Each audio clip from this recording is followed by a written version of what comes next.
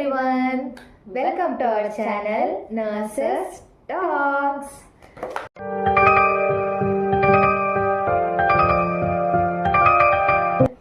எல்லாரும் எப்படி இருக்கீங்க? நேற்று வீடியோவில் நம்ம வந்து ஏஜென்சி பற்றியும் சர்டிஃபிகேட்ஸ் பற்றியும் சொல்லியிருந்தோம். ஸோ இன்றைக்கி வீடியோவில் பேலன்ஸ் இருக்கிறத நம்ம பார்க்கலாம். ஸோ அதுக்கு முன்னாடி என்னோட ரிலேட்டிவ்ஸ் ஒருத்தங்க கேட்டிருந்தாங்க, சேச்சி இந்த மாதிரி ஏஎன்எம் நர்சஸ் வந்து சவுதியில் ரெஜிஸ்டர் நர்ஸாக ஒர்க் பண்ண முடியுமான்னு. அன்ஃபார்ச்சுனேட்லி ரெஜிஸ்டர் நர்ஸாக சவுதியில் ஒர்க் பண்ண முடியாது, பட் அதர் கல்ஃப் கண்ட்ரீஸில் ஒர்க் பண்ணலான்னு நினைக்கிறேன்.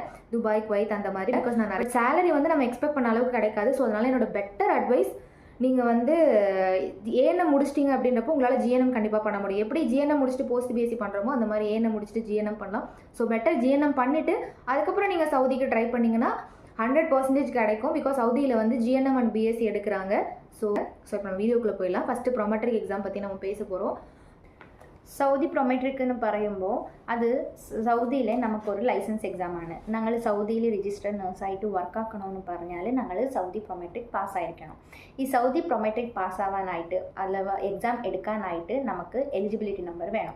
എലിജിബിലിറ്റി നമ്പർ നമുക്ക് ഏജൻസിയാണ് തരുന്നത്. ഏജൻസീൻ്റെ നിങ്ങൾ ഏത് ഏജൻസീൻ്റെ അടുത്ത് പോവോ അവർ നിങ്ങൾക്ക് എലിജിബിലിറ്റി നമ്പർ എടുത്തു തരും. ആ നമ്പർ വെച്ചിട്ട് നിങ്ങൾ എക്സാം ഡേറ്റ് എടുക്കുക. എക്സാം ഡേറ്റ് നിങ്ങൾക്ക് നാട്ടിൽ തന്നെ അവൈലബിൾ ഉണ്ട്. Bangalore, Thiruvananthapuram and Chennai, I think 3 സ്ഥലത്തിൽ നമുക്ക് അവൈലബിൾ ഉണ്ട്. എത്ര ആവുമോ അത്ര നിങ്ങൾ നാട്ടിൽ നിന്ന് എക്സാം ക്ലിയർ ആക്കിയിട്ട് വരാനായിട്ട് ട്രൈ ചെയ്യുക.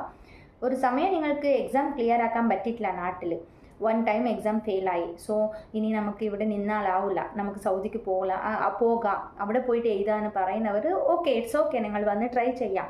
ബട്ട് ട്രൈ ചെയ്യുന്ന മുമ്പിൽ നിങ്ങൾ മനസ്സിൽ വെച്ചോളണം, ഇവിടെ നമുക്ക് ഡ്യൂട്ടി ഉണ്ടാവും, പിന്നെ കുക്കിംഗ് ഞങ്ങൾ തന്നെ ആക്കണം, ഞങ്ങളുടെ എല്ലാ സെൽഫ് ഞങ്ങളിപ്പോൾ വീട്ടിലുണ്ടാവുന്ന പോലെയല്ല ഞങ്ങളിവിടെ വന്ന് നിൽക്കുന്നത്. സോ അതുകൊണ്ട് നിങ്ങൾ എത്ര ആവും അത്ര നാട്ടിൽ ക്ലിയർ ആക്കിയിട്ട് വരുക എക്സാം. നാട്ടിൽ നിന്ന് അപ്പോൾ തന്നെ ഞങ്ങളിവിടെ വന്നിട്ടുണ്ടാവും, ഹോം സിക്നെസ് ഉണ്ടാവും, അതിൻ്റെ ഒപ്പം എന്നാ സ്ട്രെസ് ഉണ്ടാവും ഡ്യൂട്ടിയുടെ. ഫസ്റ്റ് ടൈം ഞങ്ങൾ ഒരു പുതിയ ഹോസ്പിറ്റൽ, പുതിയ കൺട്രിയിൽ വർക്കാക്കാൻ പോകുമ്പോൾ എന്തായാലും നമുക്ക് സ്ട്രെസ് ഉണ്ടാവും. സോ അതും വെച്ചിട്ട് നമുക്ക് എക്സാമിന് പഠിക്കാനാവുമെന്ന് പറയുന്നത് നമുക്ക് ചിലവർക്ക് ആവുമായിരിക്കും, ചിലവർക്ക് ആവില്ലായിരിക്കും. ബിക്കോസ് എക്സ്പീരിയൻസ് പറയണമെങ്കിൽ ഞാൻ വന്ന് ഒരു കമ്പനീൻ്റെ അണ്ടറിലാണ് ഞാൻ വന്നിട്ട് ഞങ്ങൾക്ക് എക്സാം ഡേറ്റെല്ലാം അവരാണ് എടുത്തു തരുക. ഇവിടെ ഞാൻ എക്സാം ഹോസ്പിറ്റലിലാണ് വർക്കാക്കുന്നുണ്ടായത്. എക്സാം ഡേറ്റ് എടുത്ത് തന്ന് എനിക്ക് പഠിക്കാൻ സമയമില്ല, ഡ്യൂട്ടിക്ക് പോകണോ, അത് അങ്ങനെ എനിക്ക് ഫസ്റ്റ് അറ്റംപ്റ്റ് കിട്ടിയിട്ടില്ല.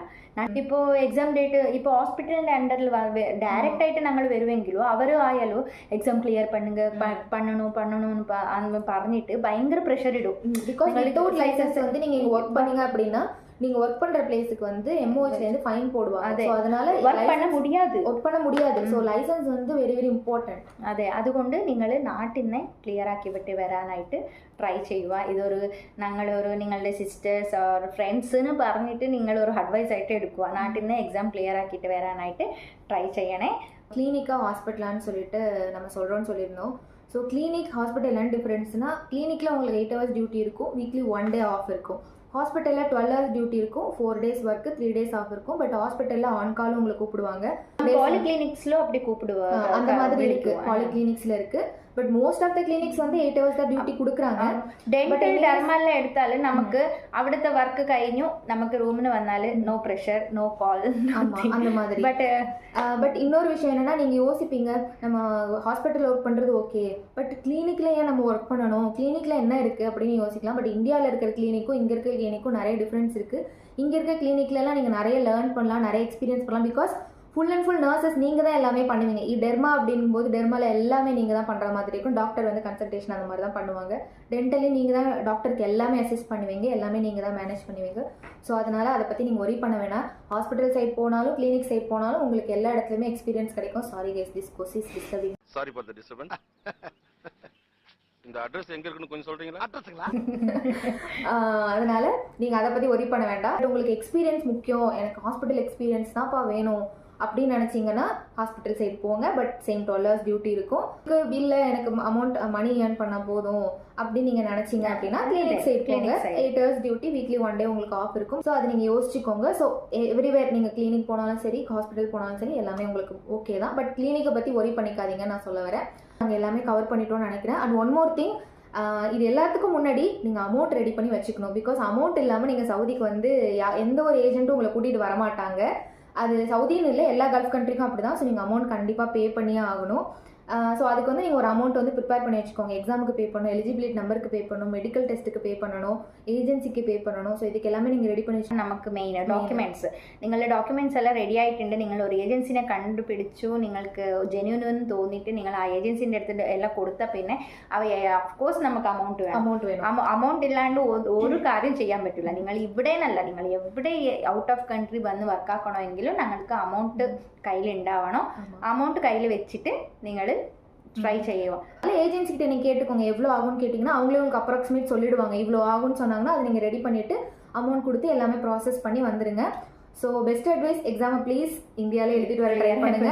3 attempt இருக்குன்னு சொல்லிட்டு ஜாலியாக இருக்காதீங்க. ஃபர்ஸ்ட் அட்டம்ப்ட்லேயே முடிங்க. பிகாஸ் 3 attemptக்கும் நீங்கள் தான் பே பண்ணணும். ஸோ அதனால மணி வேஸ்ட் பண்ணாதீங்க. ஸோ எக்ஸாம் முடிஞ்ச அளவுக்கு முடிச்சுட்டு வந்துடுங்க. நான் சவுதி அரேபியாவுக்கு வர்றது ரொம்ப ஈஸி தான். நிறைய எக்ஸ்பீரியன்ஸ் நீங்கள் வந்து நிறைய லேர்ன் பண்ணலாம் இங்கே நியூவாக. ஸோ நெக்ஸ்ட் வீடியோவில் அப்லோட் பண்ணுறோம் எல்லாமே. Thank you for watching this video. നിങ്ങൾക്ക് ഈ വീഡിയോ ഇഷ്ടമായിട്ടുണ്ടെങ്കിൽ ലൈക്ക് ചെയ്യുക. നിങ്ങൾക്ക് എന്തെങ്കിലും ഇൻഫർമേഷൻ വേണോ എങ്കിൽ നിങ്ങൾ കമൻറ്റ് ചെയ്താൽ മതി. ഞങ്ങൾ ആ ഇൻഫർമേഷൻ തരുന്നതായിരിക്കും. പിന്നെ ഞങ്ങളുടെ மறக்காம எங்க சேனலை சப்ஸ்கிரைப் பண்ணுங்க. அண்ட் பக்கத்துல ஒரு பெல் ஐகான் இருக்கும், அதையும் கிளிக் பண்ணுங்க. ஸோ நாங்கள் போடுற வீடியோஸ் எல்லாம் உங்களுக்கு நோட்டிஃபிகேஷன்ல வரும். அண்ட் ஒன் மோர் திங், மறக்காம உங்க ஃப்ரெண்ட்ஸ் அண்ட் ஃபேமிலிக்கு இதை ஷேர் பண்ணுங்க. Bye bye guys.